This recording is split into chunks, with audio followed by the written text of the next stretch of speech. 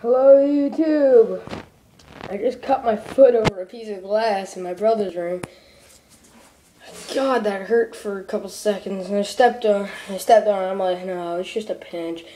So then I step on it again, then it like got even deeper, so, I just pulled it out it was a pretty big piece of glass too.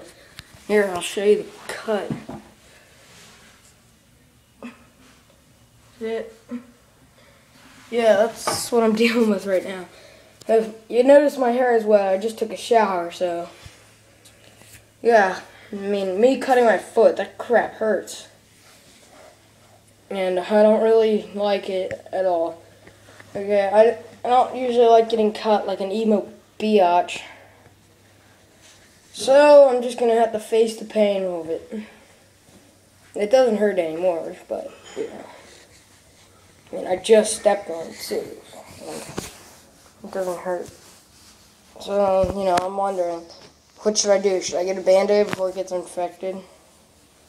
If it does get infected, then I'm screwed. I need that for one.